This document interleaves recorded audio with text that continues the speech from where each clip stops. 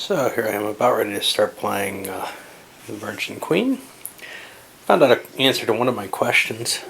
Track up here. The leaders are indeed in existence somewhere. Found a rule that said look in the scenario book, and I looked in the scenario book, and nothing in the setup mentioned it that I could find. But cleverly, I did find this leader entry table. Could definitely be referenced a little better. Sometimes you're going to have to hunt and peck and look for things. Anyway, beyond that, I was mistaken about the Portuguese treasures. Only if someone owns Portugal, if someone owns Lisbon in particular, and it doesn't matter who, ally or not, whoever's sitting there gets one of those treasures at random. And then all the rest of the treasures get swept back in. Of course, the Spanish ones go to the Spanish player if they survive. And I don't think I pointed out these triangles. These are where there are colonies. So the yellow ones are Spanish colonies. The red ones are Portuguese colonies. The gray ones, I guess, are places where you can settle colonies. Looks like there's physical needs to put them. I'm not sure. I don't see a marker for a Spanish colony in the Philippines, though, so I don't really know how these are going to work out. I think there should be a Spanish one. Maybe I have it mixed in with these patrols. I don't see it.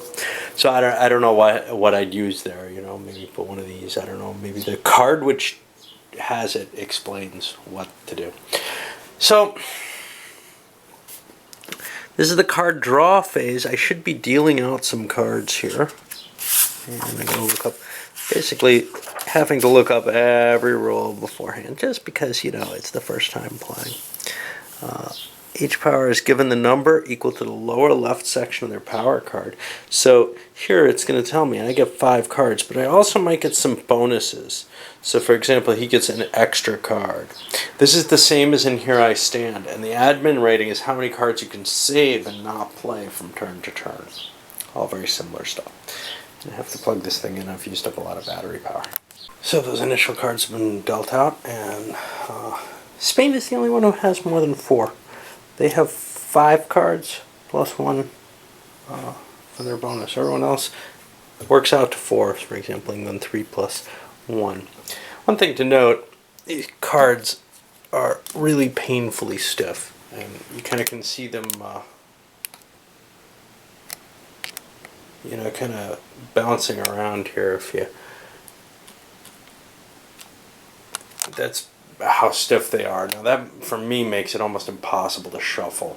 I guess for people who sleeve their cards and can't shuffle them properly anyway, you know, who have to do all kind of stupid stuff to get their cards to shuffle because of that, this is no big deal. And for people, you know, who are going to treat their cards like pieces of china, on the other hand, I like to be able to play a game and kind of shuffle it quickly, not worry too much about it. Hey, you know, maybe they get worn, but these aren't for tournament use. This is for me.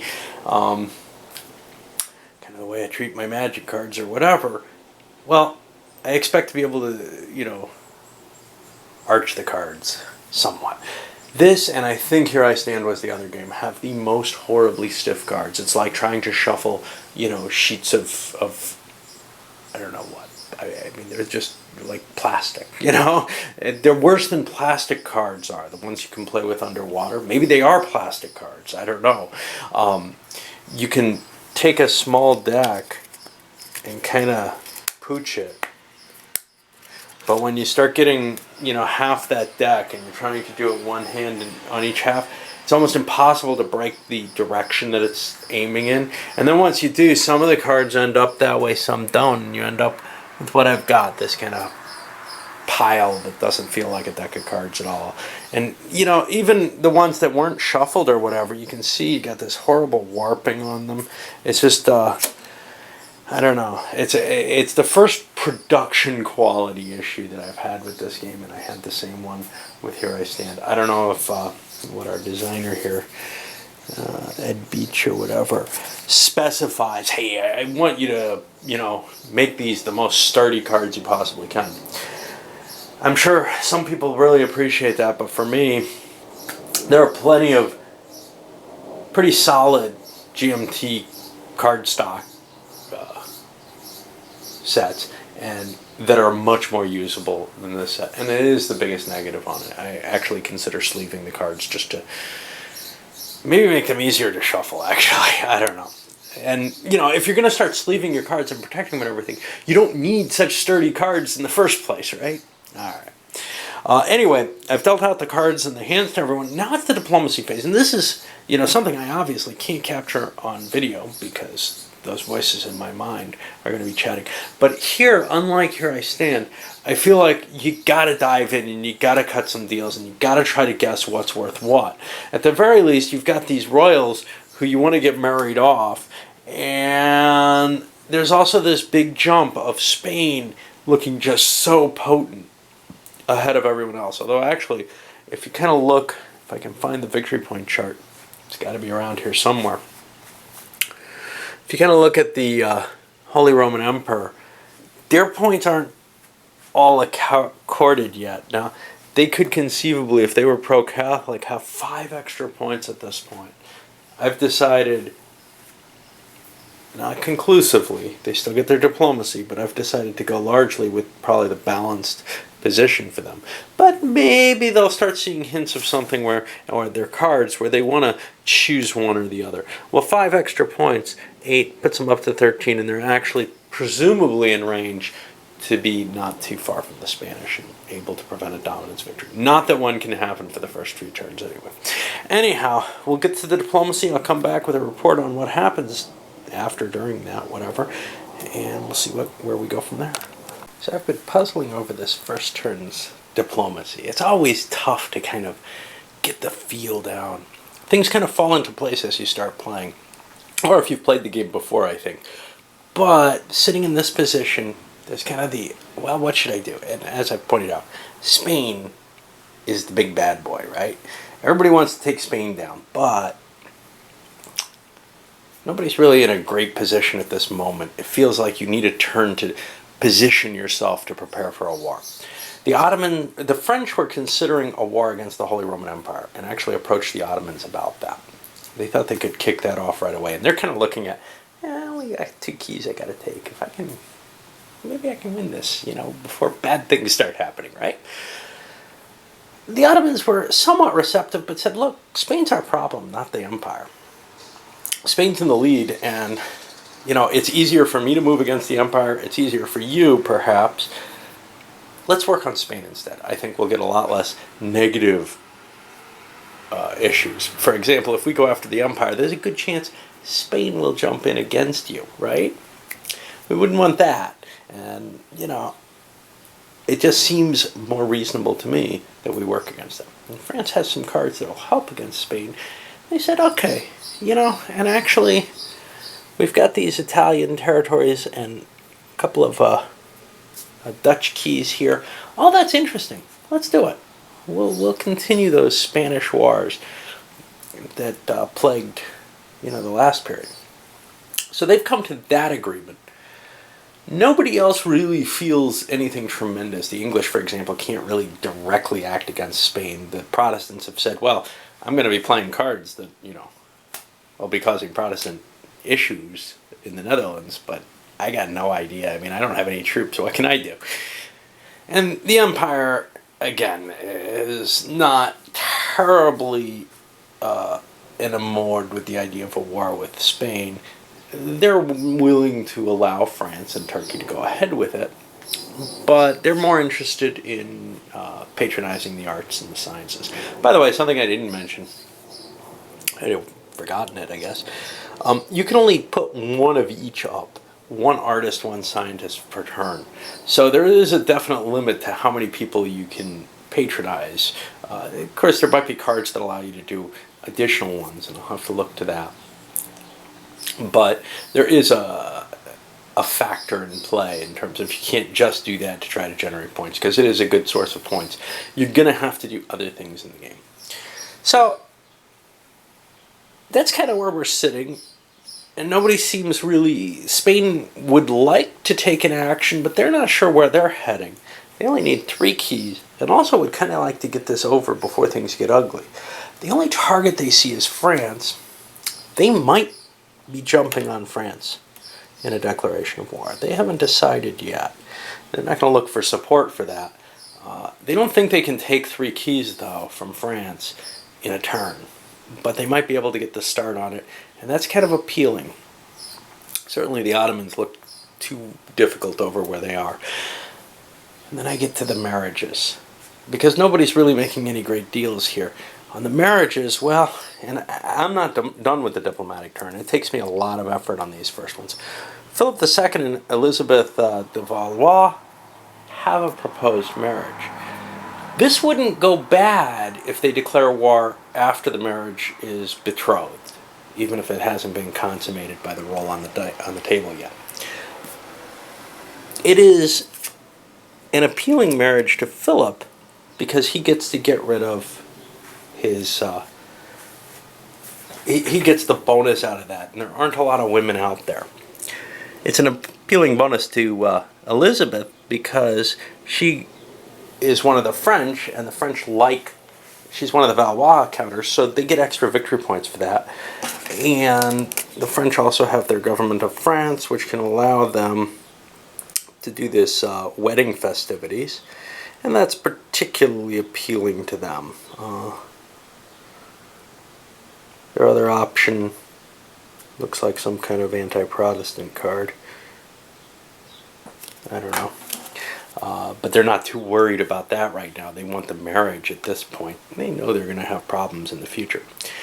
So that's appealing to both. But then we're at there's only one other woman left, and there are a lot of people with interest. Maybe France can get something more. And in fact, if they can get any benefit, they're probably willing to go with someone other than Philip, because Philip takes a penalty in addition. This -1 card on turn 2 if he breaks prearranged marriage, even if it's Elizabeth who breaks the marriage and refuses to continue with it. So if that marriage doesn't happen, Philip is penalized no matter what. That's kind of scary for the Spaniards, so maybe they have to up the ante and offer something as some sort of dowry. We'll see where that all goes. Okay, well, after a lot of deliberation, came down to really 2 deals outside of the Ottoman-French deal to take Spain out and attack them next turn, which doesn't really affect anything. One deal is Elizabeth de Valois has jilted Philip and gone with Charles II of Austria. That's in exchange for 2 mercenaries. So, what is it? The French are going to get 2 bonus mercenaries. This will help them in their goal of coping with the Spanish issue. Now, obviously, the Ottomans can't marry into the Christian families, and that's fine. So they can't also make a similar deal. But this does 2 things. It removes a card from poor Spain, as well as giving some extra troops to the French. And then there'll be a roll on the marriage table for these guys. The other one's Anna of Saxony and the Earl of Arran. This is an iffy one, to tell you the truth. The question was, did the Netherlands want to get William of Orange marriage, because he's got a slightly higher value, more of a chance, or this fellow who, if he succeeds in marrying, can convert some of Scotland. Now, what's useful about Arran, though, beyond that, is William, he's male, he might not drop off the board, but if he does, if he drops down 1 on the marriage eligibility track, if he has a failed marriage, he still gets to come back as a 2, so that's kind of cool. He's better at remarrying. What was the price for this? Well, again, the Germans paid 2 mercenaries. They had 4 on hand. And basically, Spain was unwilling to bribe France for Elizabeth. The talk started going to, okay, I'll give you a treasure. And France was okay with that. But then they start thinking, wow, I've got this extra penalty on Spain. Hey, I want at least a card draw. And Spain was just, this is getting stupid. And so they're going to do this, but they're pissed and probably going to go to war with France. And they've kind of expressed that anger already. Now, so far Germany's giving everything here because Anna's a pretty good match. She gives an extra power card. I have to look up to see if the marriage has to be successful. Obviously, if there's no marriage, if it's just called off, that's not going to happen. But I think any other result gives that. And then the other the other factor in here is that the Dutch have agreed to give a card draw. A card draw is a valuable thing in my view. I think it's about as valuable as it gets. So they're going to be giving the Germans a card draw in exchange for those 2 mercenaries as well as this marriage. All right. Well, that's the end of the first part of the diplomacy phase. There are other parts. This is really the negotiation, and we've all actually handled the second, which is where these are actually handled. There are no alliances coming into play here. So now we'll be going into the actual declarations of war. And like I said, I think Spain's going to declare war on France. And the Spanish indeed threw a 3-point card down to give themselves a declaration of war on France. There's always a cost to things, and their choice put them in an ugly position, but being, denied a marriage. This is something they were considering anyway. All right, so now let's look at, there's a problem.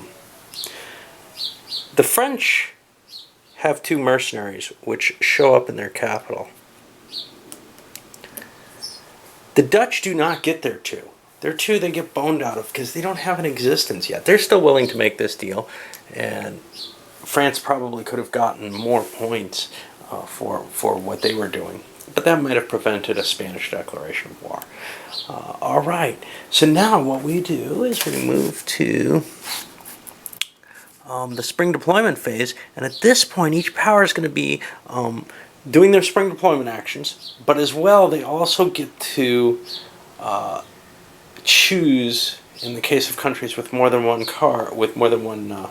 home power card, what their home power card is going to be.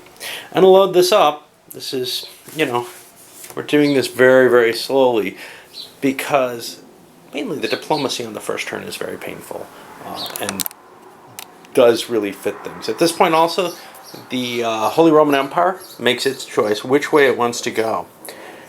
It feels, with this Spanish-French war starting off, that the Protestants actually have a big edge. I'm torn between choosing that balanced version and the pro-Protestant version. But I think I'm going to stick with the balanced. Nobody else knows this, but we do. Anyway, just don't want to write it down. So I'll load this up.